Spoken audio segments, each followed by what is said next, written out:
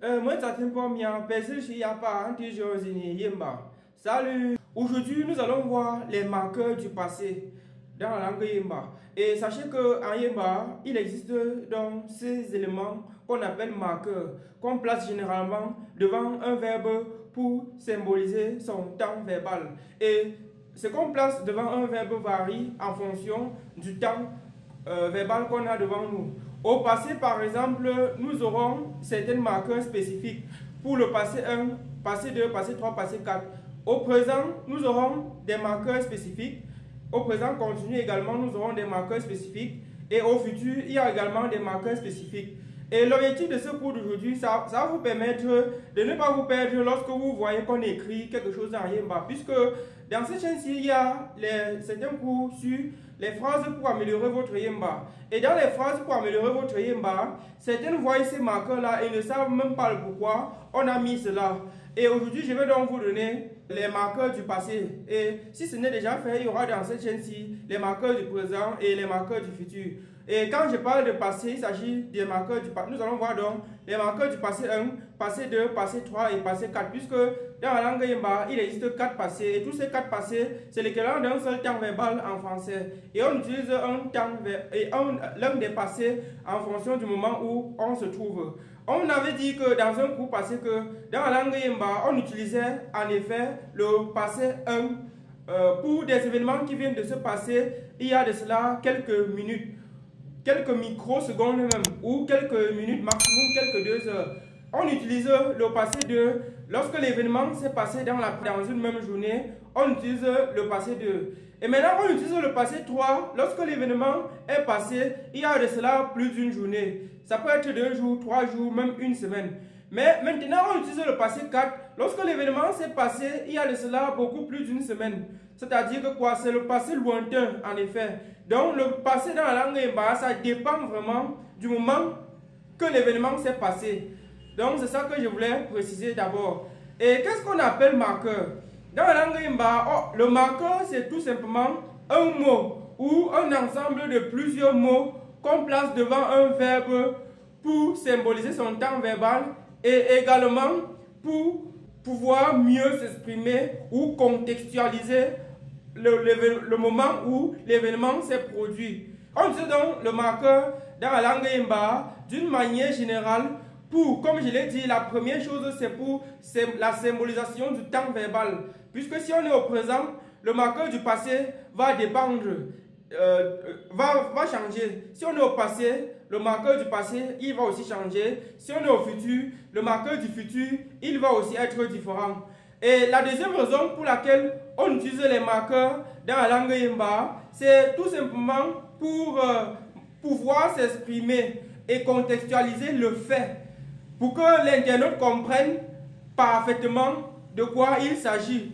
Parce que si par exemple vous êtes en train de vous exprimer et que vous ne contextualisez pas suffisamment, l'interlocuteur sera perdu. Autrement dit, nous avons vu dans cette chaîne-ci la conjugaison de certains verbes au passé et également la conjugaison de certains verbes au futur. Je vous avais dit que pendant la conjugaison, il y avait des circonstances où, au passé, quand vous vous exprimez, si vous ne martelez pas suffisamment sur le marqueur, alors l'internaute pourra comprendre que vous êtes plutôt en train de parler au futur. C'est-à-dire, puisque les marqueurs du passé et les marqueurs du futur dans la langue se ressemblent énormément. Surtout lorsqu'il s'agit du marqueur du passé 1 et les marqueurs du futur 1. Donc, comme je l'ai dit, deuxième raison pour contextualiser. Nous allons donc sans tarder passer à l'explication sur le tableau qui se trouve derrière moi. Au passé 1, le marqueur est différent. Les marqueurs du passé 1 sont différents de ceux du passé 2, passé 3 et passé 4. Au passé 1, le marqueur c'est 1. Et on lit le ici là, un peu comme si on baissait la voix. Parce que si vous ne faites pas attention, vous allez confondre le marqueur du passé 1 ici au marqueur du futur 1, qui est 1. Donc ici c'est 1, ici c'est 1, donc 1, ici c'est 1 vers le bas, et ici c'est 1 vers le haut. Vous allez entendre quelqu'un dire qui signifie j'ai fui. Et si la personne veut en même temps dire je vais fuir. La personne dira menge ku, menge ku. J'espère que vous comprenez. Donc, comme je vous ai dit tout à l'heure, si vous ne faites pas très attention, vous allez confondre les marqueurs du passé 1 avec les marqueurs du futur 1. Ce qui sera vraiment dommage. Donc, c'est ça que je veux que vous compreniez. Donc, le passé 1, on a un, et on place ce marqueur devant le verbe. Et le verbe aussi a aussi une terminaison que aujourd'hui ce n'était pas le cours sur les terminaisons des verbes au passé 1. Et si l'on fait la conjugaison avec les marqueurs du passé 1 pour que vous voyez, vous allez entendre quelqu'un en rien dire menge chiti. Le chiti, ça signifie regarder, ça signifie aussi prendre soin. Utilisons l'option regarder. Menge chiti. Ici, on continue. Si on doit continuer, on dira ou chiti, a chiti, peke chiti, pe chiti, pour chiti, pour chiti. Donc, menge chiti, j'ai regardé, ou chiti, tu as regardé, a chiti, peke chiti, nous avons regardé, pe chiti. Vous avez regardé pour chiti. Ils ont regardé. Vous voyez que le marqueur, chaque temps, il se place devant le verbe. Et ici, voilà, ça se place tout simplement devant le verbe. Donc, menge chiti, ou chiti, a chiti, peke chiti, pe chiti, pour chiti. Donc voilà ça. Et sachez aussi que tous ces temps verbaux, passé 1, passé 2, passé 3, passé 4, c'est l'équivalent d'un seul temps verbal en français, qui est le passé composé. Et sachez aussi que dans la langue Yemba, d'une manière beaucoup plus nette, il n'existe pas le passé, réellement parlant, le passé simple. On utilise beaucoup plus que le passé composé. Donc, c'est ça que vous devez savoir. Et tout ça, c'est les passé 1, passé 2, passé 3, passé 4, c'est l'équivalent d'un seul passé en français, qui est le passé composé, simplement lié au fait que le Yemba, en Yemba, on parle en fonction du temps. C'est-à-dire que quoi? Ce qu'on dit est variable du temps, en fonction du moment qu'on parle. Donc, c'est cette variable temps qui oblige que ce soit jusqu'à 4 passés.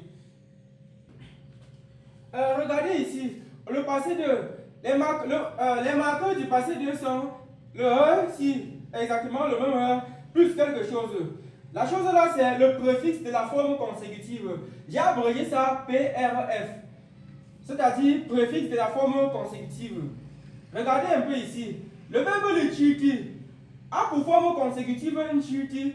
Je veux par là passer, avant de continuer avec les marqueurs du passé 2, j'aimerais préciser que il y a dans la barre de description de ce cours-ci le livre de grammaire de la langue Yemba. Dans ce livre de grammaire-là, je vous avais donné le principe qui permettait de trouver la forme consécutive d'un verbe à partir de sa première forme de l'infinitif. Et nous allons aujourd'hui utiliser directement la forme consécutive. Et c'est pour ceux qui aimeraient connaître comment on fait pour trouver la forme consécutive, c'est dans ce livre de grammaire-là, qui est dans la barre de description de cette vidéo, de ce cours vidéo. Le verbe de chiti, comme je l'ai dit tout à l'heure, c'est regarder, c'est prendre soin. La forme consécutive de ce verbe-ci, c'est nchiti, nchiti. Et maintenant, qu'est-ce que j'ai dit? J'ai dit qu'au passé 2, le marqueur du passé 2, c'est quoi? C'est 1 plus le préfixe de la forme consécutive. Le premier préfixe de la forme consécutive de nchiti, c'est quoi? C'est ne. C'est le ne-ci. Comme vous voyez, on a dit donc ce premier préfixe. Et sachez que le premier préfixe ici est collé au verbe. Ne croyez pas qu'il est isolé. Préfixe de la forme consécutive collé au verbe. Je peux mettre C ici, qui dit collé au verbe. Comme vous voyez ici, plus préfixe de la forme consécutive collé au verbe.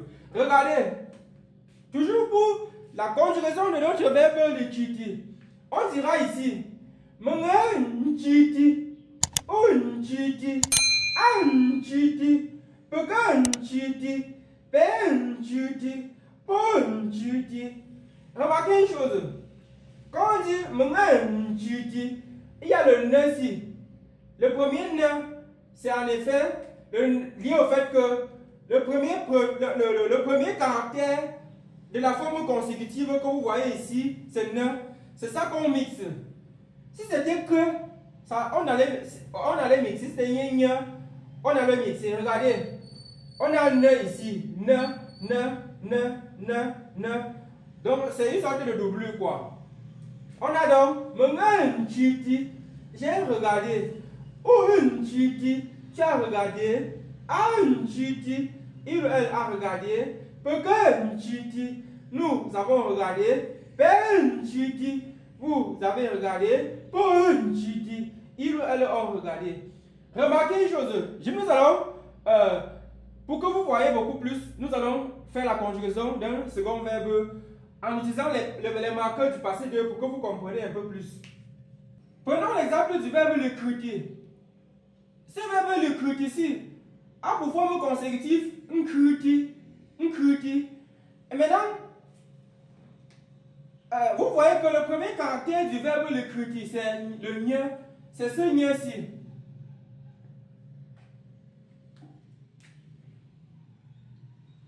Vous voyez, c'est le nia. Le premier caractère, c'est ça. Qui est ça? Maintenant, pendant la conjugaison, au passé de, on va utiliser un plus le premier préfixe de la forme consécutive, c'est-à-dire le premier caractère que voici, qui est ici. On va donc coller ce premier caractère à la forme conjuguée du verbe. Regardez, et ça va donner quoi?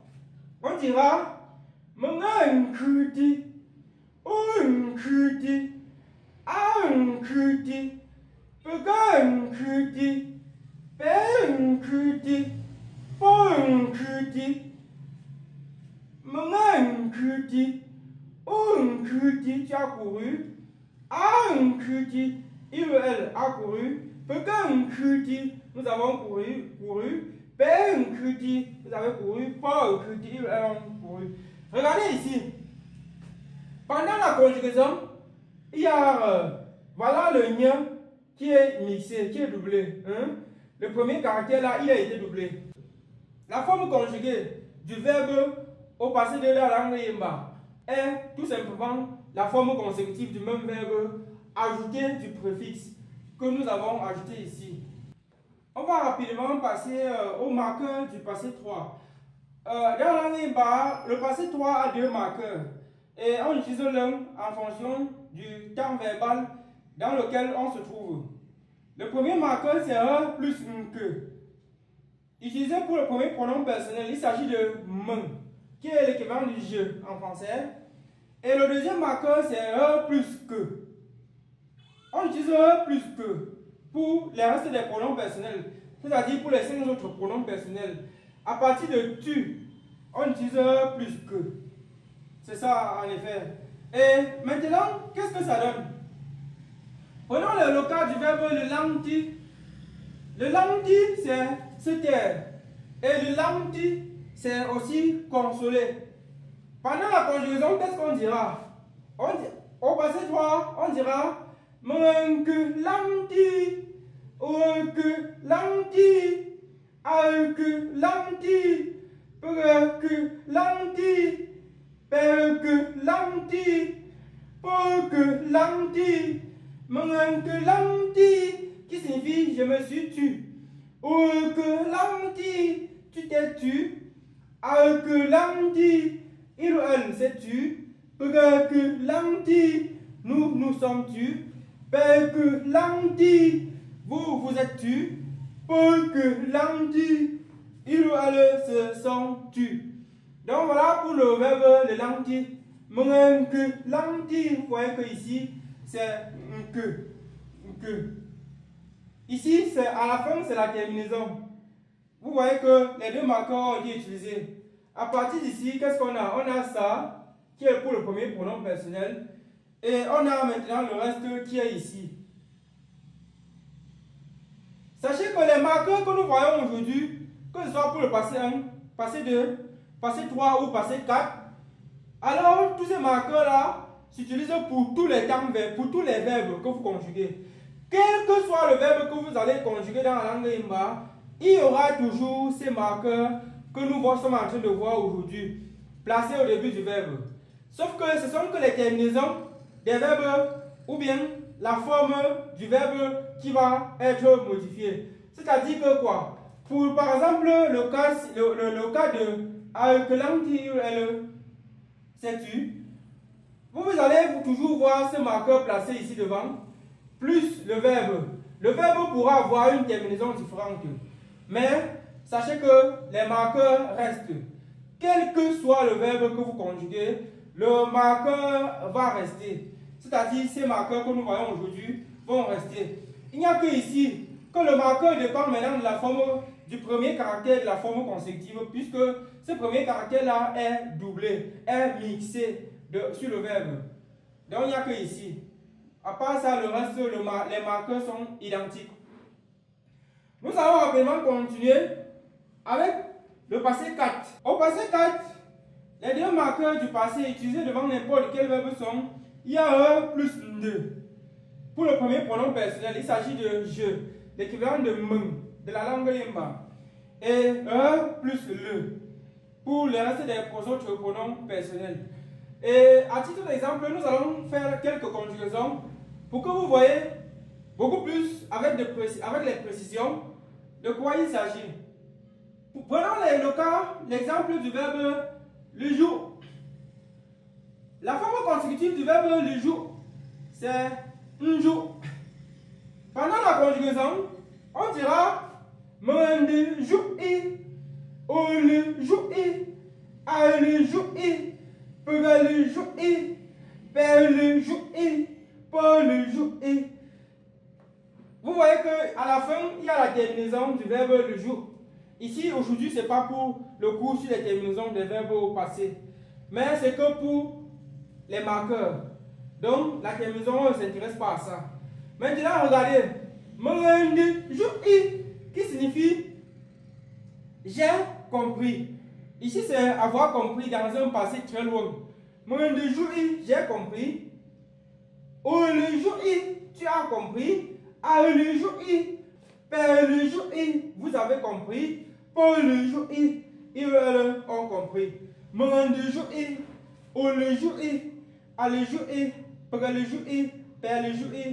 J'espère que vous avez vu comment est-ce que ça se passe. Donc, voilà les différents marqueurs qu'on utilise dans la langue Yimba pendant la conjugaison.